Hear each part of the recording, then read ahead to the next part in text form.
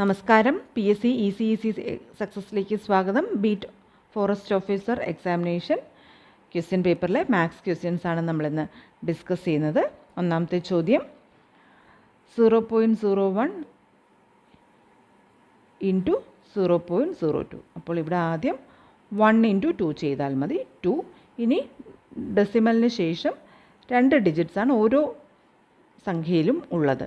അപ്പോൾ ആകെ മൊത്തം അതിൻ്റെ പ്രോഡക്റ്റിൽ 4 സംഖ്യകൾ 4 ഡിജിറ്റ്സാണ് ഡെസിമൽ പോയിൻറ്റിന് ശേഷം വരേണ്ടത്. അപ്പോൾ 0.0002 ഇങ്ങനെയാണ് എഴുതേണ്ടത്. 1 ഇൻറ്റു 2 ചെയ്യുക. ഇനി 4 സംഖ്യകൾ വരുന്നത് 2ന് മുൻപേ നമ്മൾ ഈ 4 ആക്കാൻ വേണ്ടി 3 പൂജ്യങ്ങൾ ഇടുന്നു. 0.0002. ഓപ്ഷൻ എ ആണ് ഉത്തരം.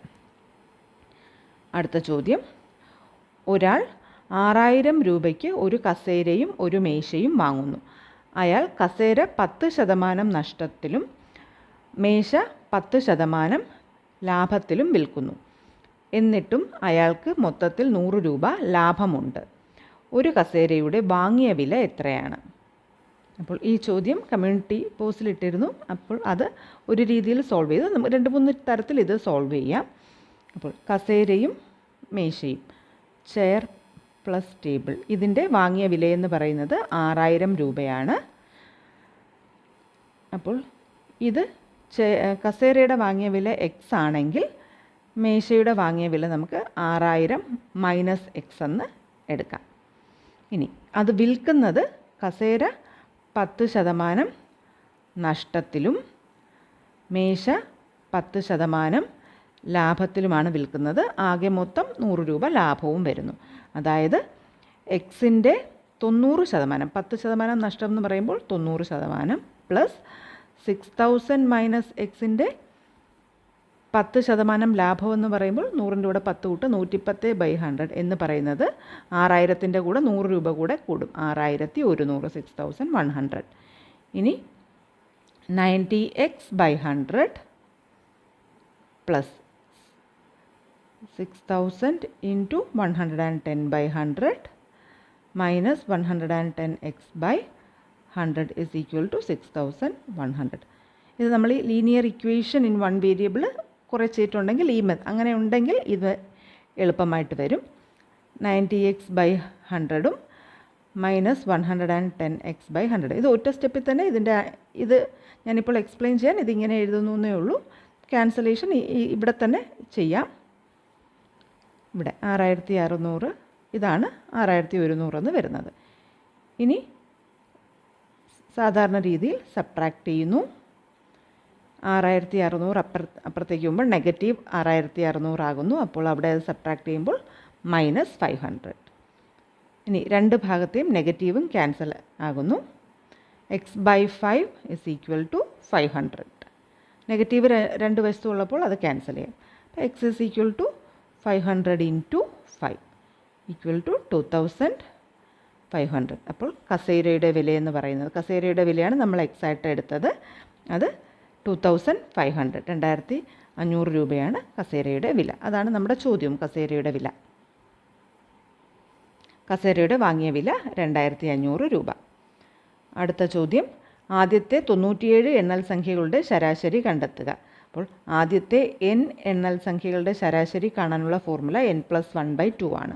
അപ്പോൾ ഇവിടെ n 3 ആണെങ്കിൽ 3+1/2, n 5 ആണെങ്കിൽ 5+1/2. ഇവിടെ n എന്ന് പറയുന്നത് 97 ആണ്.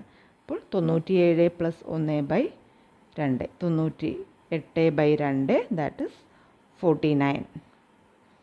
49 ആദ്യത്തെ n എണ്ണൽ സംഖ്യകളുടെ ശരാശരി. ഇനി അടുത്തത്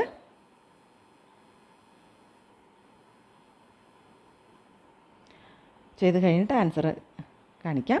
275 cc വ്യാപ്തവും 25 ചതുരശ്ര സെൻറ്റിമീറ്റർ അടിസ്ഥാന വിസ്തീർണവുമുള്ള ഒരു ക്യൂബോയിഡിൻ്റെ ഉയരം എത്രയാണ്?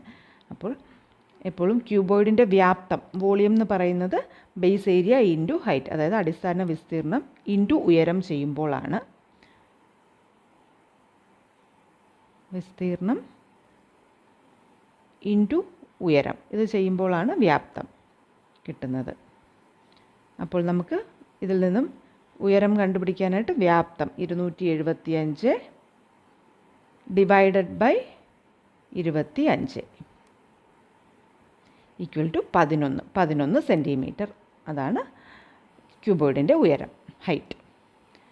അടുത്ത ചോദ്യം, 12 പുരുഷന്മാർ ഒരു ജോലി 12 ദിവസം കൊണ്ട് ചെയ്തു തീർക്കാൻ കഴിയുമെങ്കിൽ അതേ ജോലി ചെയ്യാൻ 10 പുരുഷന്മാർ ഒരു ജോലി 12 ദിവസം കൊണ്ട് ചെയ്തു തീർക്കാൻ കഴിയുമെങ്കിൽ അതേ ജോലി ചെയ്യാൻ 12 പുരുഷന്മാർക്ക് എടുക്കുന്ന സമയം എത്ര? M1 D1 is equal to M2 D2. M1 എന്ന് പറഞ്ഞാൽ number of men, D1 number of days, ആളുകളുടെ എണ്ണം, ദിവസങ്ങളുടെ എണ്ണം. അപ്പോൾ 10 പേര് 12 ദിവസം, 10 × 12 എന്ന് പറയുന്നത് തന്നെയാണ് അതേ ജോലി ചെയ്യാൻ 12 പുരുഷന്മാർ എടുക്കുന്നത്. 12 × D2. അപ്പോൾ ഇവിടെ 12 രണ്ടിടത്തും ക്യാൻസൽ ആവുന്നു. D2 എന്ന് പറയുന്നത് 10 ദിവസം കൊണ്ട്, 12 പുരുഷന്മാർക്ക് അത് 10 ദിവസം കൊണ്ട് ചെയ്തു തീർക്കാൻ സാധിക്കും. അടുത്തത്, ഒരു പ്രത്യേക ഭാഷയിൽ സിസ്റ്റർ എന്നത് 535301 എന്ന് സൂചിപ്പിച്ചിട്ടുണ്ട്. അങ്കിൾ 84670 എന്ന് സൂചിപ്പിച്ചിട്ടുണ്ട്. ബോയ് 129 എന്ന് സൂചിപ്പിച്ചിട്ടുണ്ട്. സൺ എങ്ങനെയാണ് സൂചിപ്പിക്കുക? അപ്പോൾ ഇവിടെ എസ്സിന് എന്താണ് ഇവിടെ നിന്ന് നമുക്ക് കിട്ടുന്നു? 5. എസ്സിന് 5 ആണ്. ഇനി ഒ എന്നുള്ളത് ബോയിൽ നിന്ന് നമുക്ക് കിട്ടും. ഒയ്ക്ക് 2 ആണ്. ഇനി എൻ എന്നുള്ളത് അങ്കിൾ എന്നുള്ളതിൻ്റെ എൻ, രണ്ടാമത് 4. അപ്പോൾ 524. Option B 524. ഇനി അടുത്ത ചോദ്യം, രണ്ടാമത്തെ സംഖ്യ ആദ്യ സംഖ്യയുമായി ബന്ധപ്പെട്ടിരിക്കുന്നത് പോലെ മൂന്നാമത്തെ സംഖ്യയുമായി ബന്ധപ്പെട്ട ഓപ്ഷൻ തിരഞ്ഞെടുക്കുക. അപ്പോൾ ഇവിടെ 31:90, ദെൻ 43 എത്ര? നമ്മൾ പെട്ടെന്ന് 31 × 3 - 3 ഒക്കെ ചെയ്ത് നോക്കും. 43 × 3 - 3 ഒക്കെ ചെയ്ത് നോക്കുമ്പോൾ 126. അതൊന്നും ഓപ്ഷനിലില്ല. അപ്പം 31 + 59 ചെയ്യുമ്പോൾ 90 കിട്ടും. അതുപോലെ തന്നെ 43 + 59 ചെയ്തപ്പോൾ 102 നമ്മുടെ ഓപ്ഷനിലുണ്ട്. അപ്പോൾ 102 ആദ്യം × 3 - 3 ഒക്കെ ചെയ്ത് നോക്കി. പിന്നെ ഏതെങ്കിലും സ്ക്വയർ നമ്പറിൻ്റെ അടുത്താണോ, ഇതൊക്കെ പെട്ടെന്ന് കടന്നു പോകും. പക്ഷേ അതല്ല, അത് കുറച്ചും കൂടി എളുപ്പമാണ്. സം വെച്ച് തന്നെയാണ്. 59 കൂട്ടിയാൽ മതി. ഉത്തരം 102.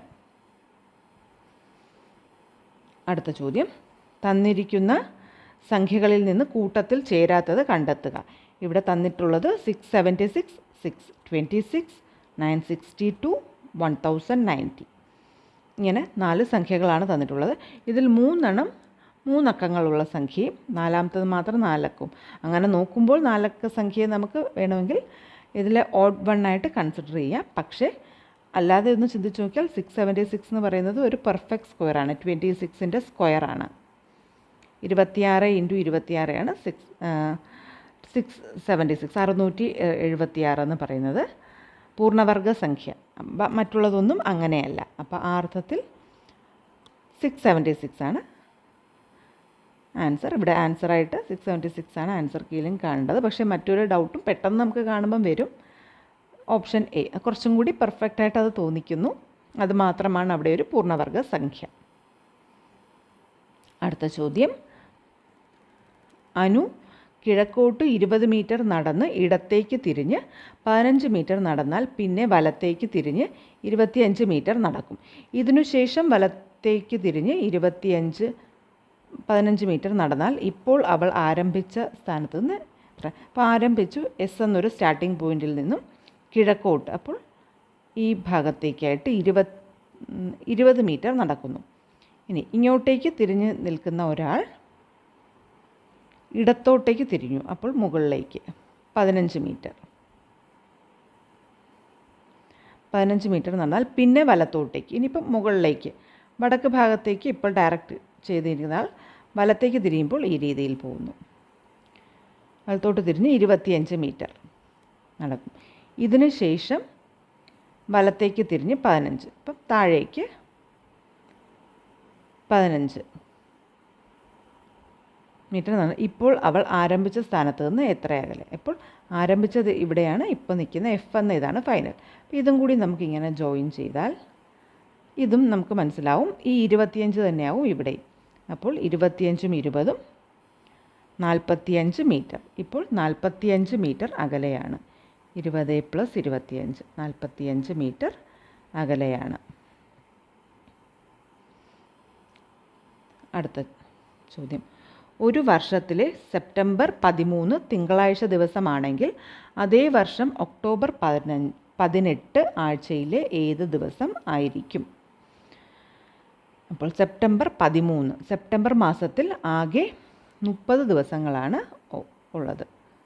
സെപ്റ്റംബറിൽ ആകെ 30 ദിവസങ്ങളാണ് ഉള്ളത്. അപ്പോൾ 13 കഴിഞ്ഞാൽ ബാക്കി എത്രയാണ്? 30 - 13. ബാക്കി ഇനി 17 ദിവസങ്ങളുണ്ട്. അത് കഴിഞ്ഞ് ഒക്ടോബറിലെ 18 ദിവസങ്ങൾ. അപ്പോൾ 17ഉം 18ഉം 35 ദിവസങ്ങൾ. അപ്പോൾ ഇപ്പം തൊട്ടുള്ള 35ാമത്തെ ദിവസം ഏതെന്നുള്ളതാണ്. അപ്പോൾ ഇവിടെ നമ്മൾ ഓഡ് നമ്പേഴ്സ് എടുക്കുന്ന ആ ഓഡ് നമ്പേഴ്സ് ചെയ്ത് കണ്ടുപിടിക്കുക. 35നെ 7 കൊണ്ട് ഡിവൈഡ് ചെയ്യുമ്പോൾ റിമൈൻഡർ 0 ആണ് വരുന്നത്. അപ്പം ശിഷ്ടം 0 വന്നാൽ അതേ ദിവസം തന്നെ ആയിരിക്കും, തിങ്കളാഴ്ച തന്നെ ആയിരിക്കും.